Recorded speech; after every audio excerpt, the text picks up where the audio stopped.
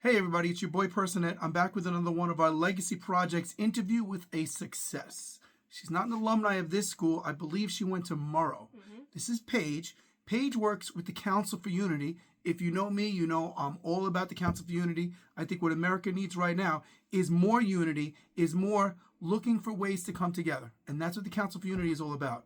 It's setting aside all of our differences and finding what makes us better together. Well, we're going to talk about Paige and how she got to where she is. I'm going to open up the mic to her.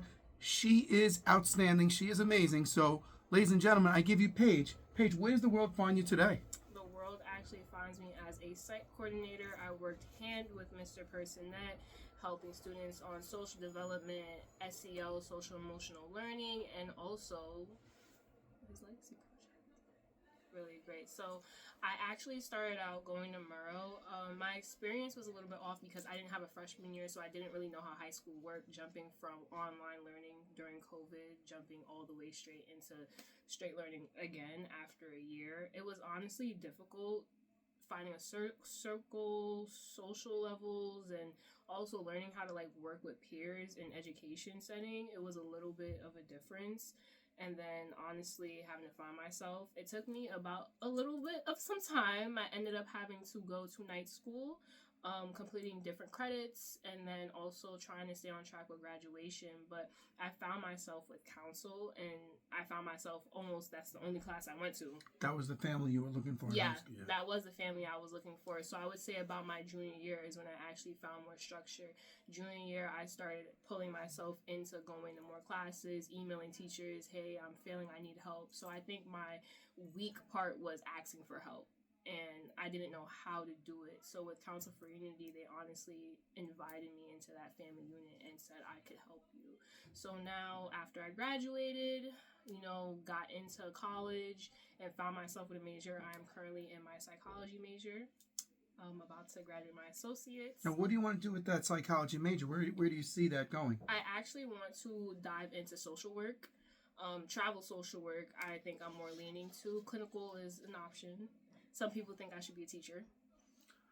I also mentioned that we have some amazing social workers in this very school right now that go above and beyond. And you know who you are. If you're watching this video, we respect you. Us teachers respect you. Yeah. Okay, so why do you want to get into social work and perhaps, you said education? What's that drive? Honestly, with social work, I think it's because of my background of where I came from growing up.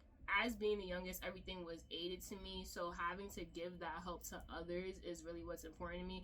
I've worked at different sites before I started working for council, working with special needs children, and still doing internships with special needs children. So that was just something I was always interested in. And that community part in high school that I felt like I was missing at one point, giving back to somebody else is why. And the council unit, we try to create that family unit.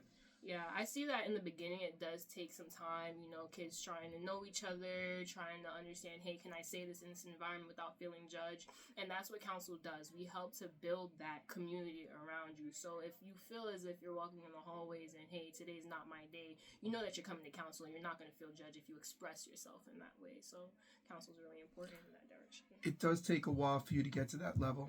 And we try not to judge, and we want everyone to feel free and open. And if you're guarded and reserved because something in your life happened, that's understood. We want you to open up like a flower at your own pace. I'm not going to force and rush. If you're not ready to talk about something, like I'll give you an example. We do something in my program where it's called Happy Days.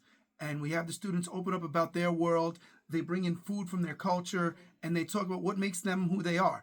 Some students have pictures of their whole family, of all their life. They talk about all, and they're all open. Other students have random memes and kind of bland answers, and we allow them to open up at their own pace and as much as they want to give also. And you know what? Both work. They do. So it was really great, honestly, working and learning off of Mr. Personette. I'm learning more in deep, especially in the beginning of my career in educational. And Miss D, she's outstanding. And Miss D too. So shout out to Miss D. It's honestly a working unit of just learning from different experience as a younger person. So I really do appreciate both of them. So you said you were going for your associates. What college are you going to right now, and what's your next step? I am currently at BMCC. My next step is CSI. I've been telling everyone about it, but I'm also interested in Hunter. So now Mr. Personette has these upcoming trips to colleges that isn't only helping the students, but also helping me as a young adult about to graduate my associates and to expand to different schools to see what they have to offer. So nowadays, I think you've got to find out where you work best. Are you someone that likes to be in person? Are you someone that likes to be online? In my personal opinion, I think online for the first little while for classes that are not in your major isn't the worst. But if it is classes that are your major, I think being there, hands-on, getting to know everyone and networking is important. But let's ask you, do you like online or in person? I will be honest with you, I do not like Zoom classes. I'm currently taking a Zoom class, which I've tried to avoid because I don't feel like I have that learning connection. Like when I'm ready to ask a question, and sometimes a lag or a delay. Depending on a class, I will take an online asynchronous, depending on, like you said, something that's not a part of the major, just to get by. Easy work. But if it's something hard, currently I'm taking biology this semester, I need it in person. It's a must. Okay, what's a piece of advice you'd give to the students in college right now? A piece of advice I would give is organization. That was a major issue I had, and also realizing burnout. I gave myself this big amp, you're gonna do amazing, you're gonna do good, we're gonna get straight A's, and then the moment where I kind of slacked or there was an issue with grading, I really was so down on myself and didn't realize how burnt out I was and how hard on myself I was. How did you rebound from that? I honestly rebound from it. I took this winter break to reevaluate everything on how I would organize my schedule, and I needed a free time. I needed a free day. So I give any advice to someone going into college or making their semester schedule, take a day off.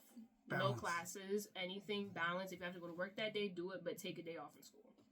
Okay, hey, thank you so much. If they want to find you, how can they find you? You guys can actually find me. We'll keep that private. Okay, so we'll keep that private. You know what? I did want to ask you guys to do me a favor. In the comments, can you comment? Because we had a lot of students who were dealing with COVID and that remote learning. What do you think is the worst year that you could have had to be remote? She had it her freshman year, so the adjustment was tough. Do you think it might be senior year or sophomore year? Write in the comments. Thank you, guys. Best of luck.